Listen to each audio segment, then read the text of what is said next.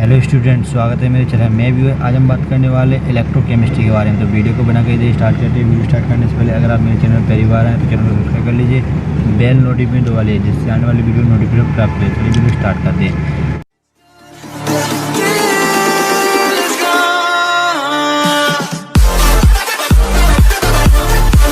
तो जैसा कि मैंने ऑर्गेनिक केमिस्ट्री 2 चैप्टर खत्म कर दिया, वो आपको वीडियो के आई बटन में मिल जाएंगे, वीडियो के डिस्क्रिप्शन में मिल जाएंगे, ठीक है ना। अब मैंने इलेक्ट्रोकेमिस्ट्री क्यों चलाई, क्योंकि बोर्ड में इसके 5 अंक का क्वेश्चन आता है जो कि बहुत इंपॉर्टेंट है। अब मैं वो क्वेश्चन उठाने वाला हूँ जो मोस्ट इंपॉर्टेंट क्वेश्चन है, क्योंकि आपके पास टाइम कम रह गया है।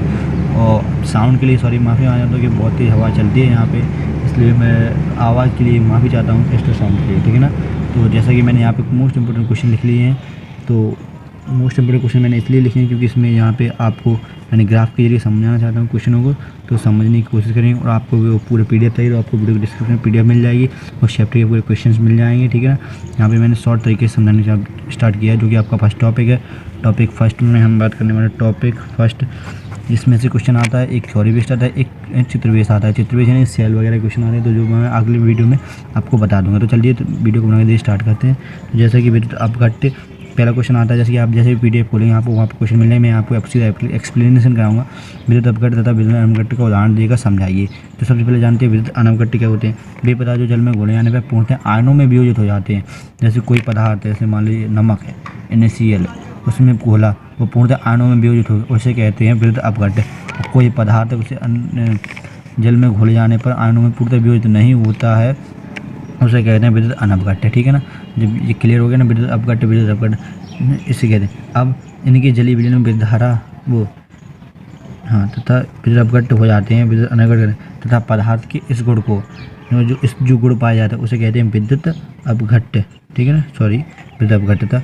और ठीक है ना, अब आगे बढ़ते हैं। इनके जलीय विलयन में विद्युत धारा प्रवाहित की सकती है, यानी विद्युत अपघट्य के जलीय विलयन में विद्युत धारा प्रवाहित की सकती है, जबकि विद्युत अनवघट्य के पदार्थ में जलीय विलयन में विद्युत धारा प्रवाहित नहीं की जा सकती है। अब बात आगे बढ़ते हैं, इसी क्वेश्चन को आगे बढ़ाते हुए। विद्युत अपघट्य 2 प्रकार के, जब इनका कोई प्रकार नहीं हो रहा है, यहीं पे खत्म हो जाता है क्योंकि इनकी आंक्रिया ही नहीं है, इनकी आंक्रिया। तो विद्युत अपघट्य 2 प्रकार के होते हैं, निम्नलिखित प्रबल विद्युत अपघट्य और दुर्बल विद्युत अपघट्य। तो प्रबल विद्युत अपघट्य क्या होते हैं, यहाँ पे आप समझने प्रबल वर्ग है। वे पदार्थ जो जल में घोले जाने पर पूर्णतः आयनों में, मैं यहाँ पे सीधे शॉर्ट पॉइंट लिख लूँ जिससे कि आपको माइंड में रहे कि आपको बोर्ड में पूरी थ्योरी, यानी अगर आपको थोड़ा सा पॉइंट भी याद आ गया तो आप वहाँ पूरे पॉइंट लिख सकते हैं। तो मैं लिखूँगा वे पदार्थ जो जल में घोले जाने पर पूर्णतः आयनों में वियोजित हो जाते हैं, प्रबल विद्युत अपघट्य कहलाते हैं, तथा पदार्थ के इस गुण को प्रबल विद्युत अपघट्यता कहलाता है, ठीक है। दुर्बल विद्युत अपघट्य क्या कहते हैं, वे पदार्थ जो जल में घोले जाने पर पूर्णतः आयनों में वियोजित नहीं होते। यहाँ पे एक पॉइंट दूसरे पॉइंट का विरोध करता है, ठीक है ना। अब दूसरे पॉइंट में पदार्थ जल में इनकी जलीय विलयन में आयनों की संख्या अधिक होती है, ठीक। इनकी जलीय विलयन में आयनों की संख्या अधिक होती है, तो इनकी जलीय विलयन संख्या आयनों की संख्या कम होती है। इनकी जलीय विलयन में चालकता अधिक होती है, तो इनकी जलीय विलयन में चालकता कम होती है। तन्यता बढ़ाने पर चालकता कम वृद्धि करती है, जब तन्यता बढ़ाने पर चालकता अधिक वृद्धि करती है। उदाहरण के लिए NaOH, KOH, sodium, KCl, Na4OH, CH3, CW, H2SO3 example के लिए। अब बात करते हैं अपने चालक पढ़ा। अब चालकता होती है, चालकता कम होती है। चालकता पॉइंट क्या है यहाँ से हम बात करेंगे चालक की। तो चालक क्या होते हैं, अब हम बात करने वाले चालक की। तो चालक यानी क्या होते हैं, वे पदार्थ जिनमें विद्युत धारा प्रवाहित हो जाती है तथा तो चालक कहलाते हैं, तथा इस गुण को चालकता कहते हैं, ठीक ना। आपको समझ में आ गया। अब चालकता दो प्रकार की होती है, नंबर 1 धात्विक चालक, एक विद्युत अपघट्य चालक। पहले धात्विक चालक, वे पदार्थ जिनमें विद्युत धारा का प्रभाव इलेक्ट्रॉन के अभिगमन द्वारा होता है उसे विद्युत चालक कहते हैं, तथा पदार्थ के इस गुण को धात्विक चालकता कहते हैं, ठीक है। अगले पॉइंट विद्युत अपघट्य, वे पदार्थ जो जल में वे पदार्थ जिनमें विद्युत धारा का प्रवाह आयनों के रूप में अभिगमन द्वारा होता है उन्हें कहते हैं विद्युत अपघटनीय चालकता, तथा पदार्थ इस गुण को चालकता कहते हैं, ठीक है ना। अब आते हैं इसमें पदार्थ का स्थानांतरण होता है। धात्विक चालकता में पदार्थों का स्थानांतरण होता है, जबकि विद्युत अपघटनीय चालकता में पदार्थों का स्थानांतरण धनायनों व ऋणायनों के रूप में होता है, ठीक है। धात्विक चालकता में ताप बढ़ाने पर धात्विक चालकता का मान बढ़ जाता है, जबकि विद्युत अपघटनीय चालकता में भी धात्विक चालक ताप बढ़ाने पर विद्युत अपघटनीय चालकता का मान भी बढ़ जाता है, ठीक है। धातुओं में धात्विक चालकता पाई जाती है, जबकि अम्ल क्षार लवण में विलयनों में विद्युत अपघटनीय चालकता पाई जाती है। विद्युत धारा प्रवाहित करते समय रासायनिक परिवर्तन नहीं होता है, जबकि विद्युत अपघटनीय चालकता में विद्युत धारा प्रवाहित करते समय रासायनिक परिवर्तन उत्पन्न होता है। अब फिर से हम अगले क्वेश्चन पे आ गए। ओम का नियम लिखिए तथा इसके बारे में विवेचना समझाइए। सबसे पहले ओम का नियम। ओम का नियम कब दिया था? सन 1926 में। किन्हें दो जॉर्ज साइमन नामक वैज्ञानिक ने किसके VIR के संबंध बताने के लिए एक नियम का प्रतिपादन किया, जिन्हें उन्हीं के नाम पर ओम के नियम कहते हैं। इस नियम के अनुसार किसी चालक की भौतिक अवस्थाएं अपरिवर्तित रहें तो चालक की स्रोत के मध्य उत्पन्न विभवांतर, ठीक है, उत्पन्न विभवांतर V तथा उसमें प्रवाहित विद्युत धारा I के समानुपाती होता है, यानी V समानुपाती I। तो जब समानुपाती नहीं रहता तो एक नियतांक जिसे कहते हैं R, तो R तो वहीं लगा, V इसके नीचे भी, तो क्या जहाँ R स्थिरांक है, नियतांक जैसे प्रतिरोध कहते हैं। अब बात करते हैं प्रतिरोध, विशिष्ट प्रतिरोध, जैसे कि आप लिख पा रहे प्रतिरोध, विशिष्ट प्रतिरोध, चालकता, विशिष्ट चालकता। मैं इन सबको एक ही लाइन में समझा देता हूँ, जैसे कि अगर आपको ये क्वेश्चन बोर्ड में आए तो आप इनको इसी तरीके से करके आए, मतलब अच्छे तरीके। अब बात करते हैं प्रतिरोध। तो प्रतिरोध की डेफिनेशन क्या होती है? पहले अपन डेफिनेशन जान लेते हैं प्रतिरोध की। मैं आपको मुँह से समझा देता हूँ।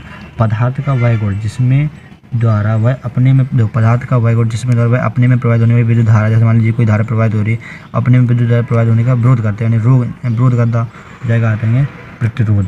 इसे R से प्रदर्शित करते हैं, ठीक है। तो R बराबर क्या हो जाएगा? V/I, जैसे कि यहाँ पे लिखा है R बराबर V/I। जब यहाँ पे R बराबर V/Y लिखा है तो मात्रा क्या होता है? इसका वोल्ट प्रति मीटर, ठीक है। अब इसका मात्रा क्या होता है? ओम। अब मैं इसको गणितीय रूप में, इसकी डेफिनेशन क्या होगी इसकी गणितीय रूप में? हमें लिखेंगे गणितीय रूप में क्या लिखेंगे कि चालक के सिरों के मध्य उत्पन्न विभवांतर व उसमें प्रवाहित होने वाली विद्युत धारा I के अनुपात को प्रतिरोध कहते हैं। 2 डेफिनेशन के लिए। अब आते हैं विशिष्ट प्रतिरोध के ऊपर, देखो, ठीक है। किसी चालक की प्रतिरोध उसकी लंबाई के समानुपाती व उसके अनुप्रस्थ काट के व्युत्क्रमानुपाती होती है, ठीक है, व्युत्क्रमानुपाती होती है। माना किसी चालक की लंबाई L व उसका अनुप्रस्थ काट क्षेत्रफल A है, तो हमने जो नियम कह रहा था वो उस तरह R समानुपाती L/A कर लिया, ठीक। जब समानुपाती नियतांक हटाया तो क्या आया? एक नियतांक आया जिसे कहते हैं रो। तो रो तो नहीं रहा, R को इसके नीचे भेजा और L को इसके नीचे आ जाएगा, तो क्या हो जाएगा? रल, RAL, रो बराबर स्थिरांक है जिससे विशिष्ट प्रतिरोध, इस स्थिरांक को ही विशिष्ट प्रतिरोध कहते हैं। अब यदि किसी चालक की लंबाई को 1 मान लें और अनुप्रस्थ काट को क्षेत्रफल को भी 1 मान लें, ठीक है, उसकी लंबाई को 1 सेंटीमीटर और अनुप्रस्थ काट क्षेत्रफल 1 सेंटीमीटर, उसके वर्ग सेंटीमीटर मान लें, तो रो R के बराबर हो जाएगा। जब रो R के बराबर होगा तो परिभाषा क्या निकलेगी? तो परिभाषा क्या निकलेगी गणितीय रूप में? यदि किसी चालक की लंबाई 1 सेंटीमीटर व उसके अनुप्रस्थ काट के क्षेत्रफल 1 सेंटीमीटर स्क्वायर हो तो चालक का प्रतिरोध विशिष्ट प्रतिरोध कहलाता है। डेफिनेशन क्लियर हो रही है स्टूडेंट्स?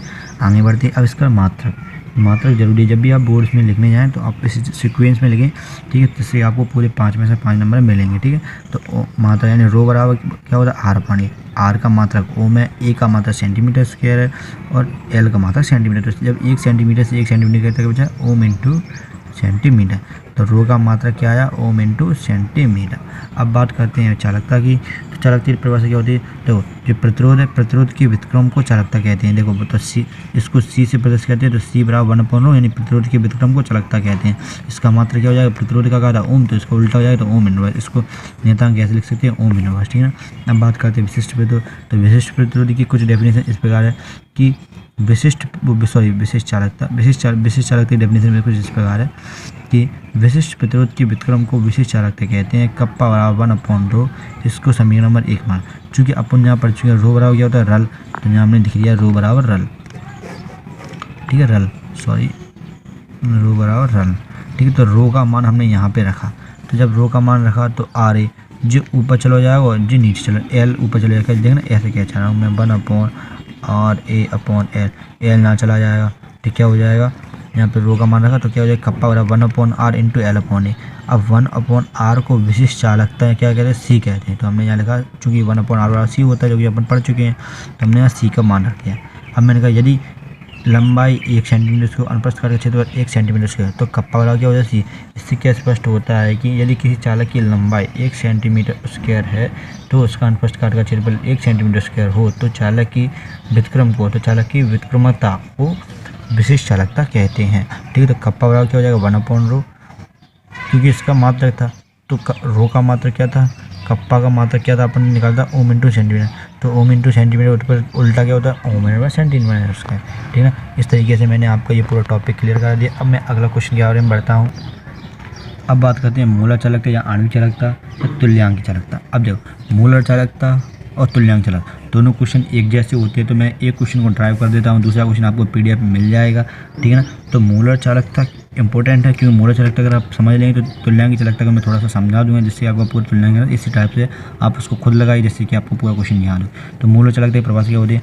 एक मोल विद्युत अपघट्ट से उत्पन्न आयनों की चालकता को मोलर चालकता कहते हैं, ठीक। इसे लैम्ब्डा एन से प्रदर्शित करते हैं। और तुल्यांक की चालकता क्या, तुल्यांकी की चालकता की परिभाषा क्या होती है? 1 ग्राम, मैं यहाँ पे बता देता हूँ। 1 ग्राम तुल्यांक विद्युत में उत्पन्न आयनों की चालकता हो, आयनों की चालकता तुल्यांक की चालकता है, इसे लैम्ब्डा ए क्यू, इसे लैम्ब्डा ए क्यू। तुल्यांक की चालकता किससे प्रदर्शित करते हैं? लैम्ब्डा ए क्यू से, ठीक है ना। अब जैसे कि मैंने इसे एग्जाम्पल लिया है, इसका एग्जाम्पल है 1 मोल H2SO4 अर्थात 98 ग्राम H2SO4 को तौलकर 1 लीटर जल में घोला जाए तो उसमें उत्पन्न H2SO4 की मोलर चालकता होगी।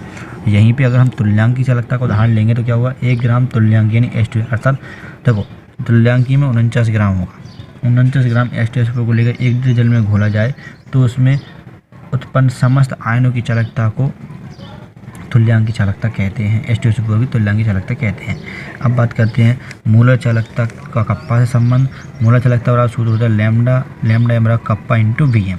इसको इक्वेशन नंबर अपन जब फर्स्ट माना तो हमने समझा कि Vm बराबर होता है 1000 सेंटीमीटर के बटे C मोल। अब इसका मान हमने समीकरण 1 में रख दिया, तो Vm का मान समीकरण 1 में रखा तो लैम्ब्डा एम बराबर कप्पा इंटू 1000 सेंटीमीटर के C मोल हो गया।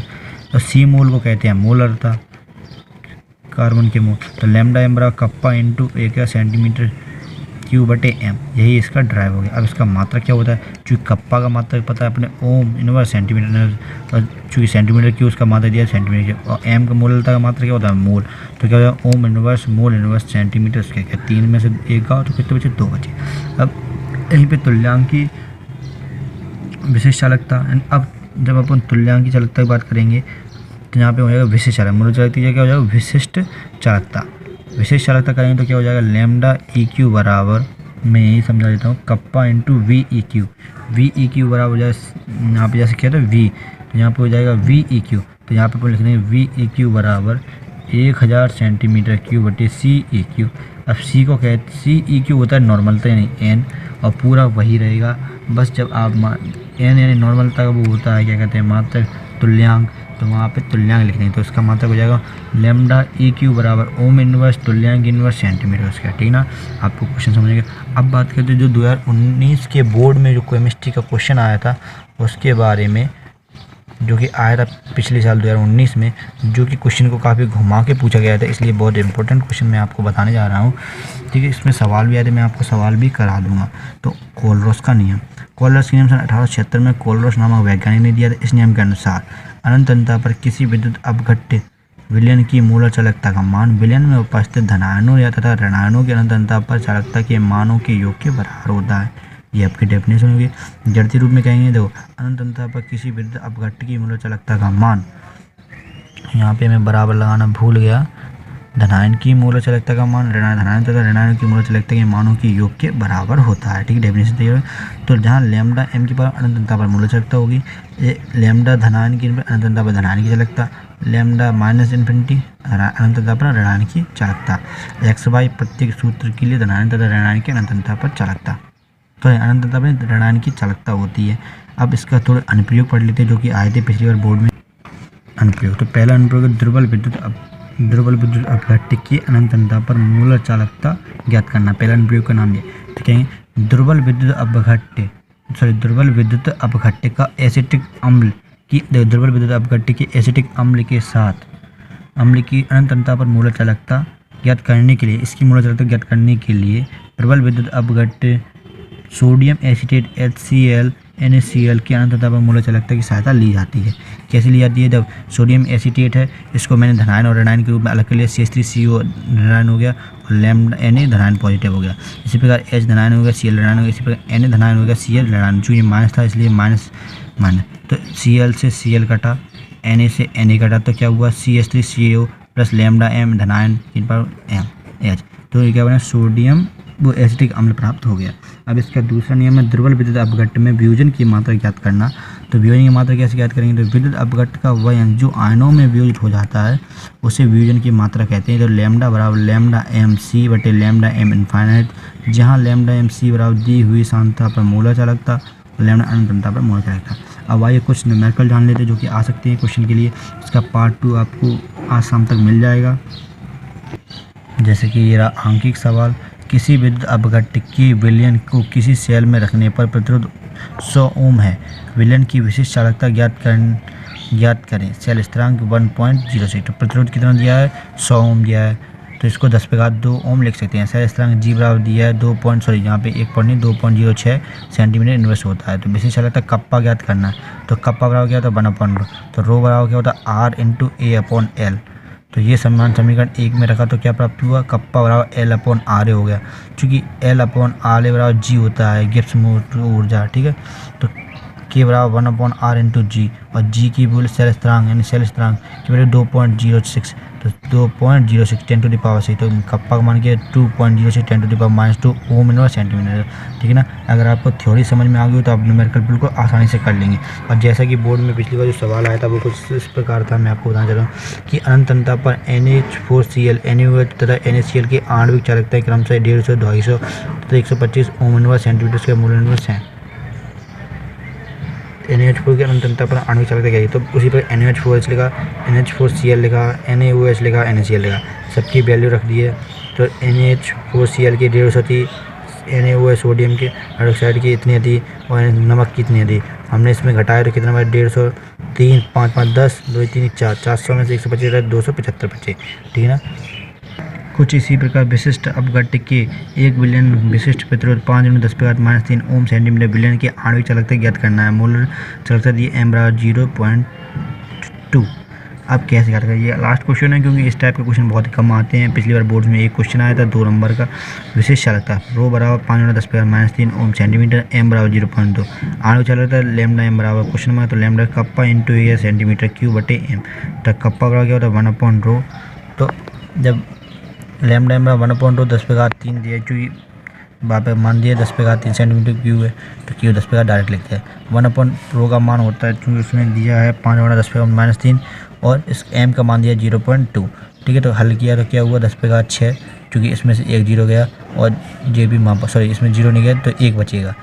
मैं यहाँ पे ये कहना चाहता हूँ आप समझना, जब 3 ऊपर गया तो कितने हुए 10⁻6 प्लस इसमें गुणा किया तो 1.0, 5 × 10 तो 1, तो 1 0 हटाएं तो करते 10 आंसर क्या है 10⁻6। इस तरीके से अपन न्यूमेरिकल को हल कर लेते हैं। तो आपका इसका पार्ट 1 सेल्स वगैरह जो क्वेश्चन आते हैं, कभी कभी सेल्स वगैरह भी पूछ लेते हैं वीडियो में, तो मैं उसका पार्ट 2 भी बना लूँगा। तो वीडियो अच्छा लगती है वीडियो को लाइक कीजिए, सब्सक्राइब कर लीजिए। मिलते हैं तब तक अगली वीडियो, तब तक के धन्यवाद। Tell me pretty lies, look me in the face, tell me that you love me, even if it's fake.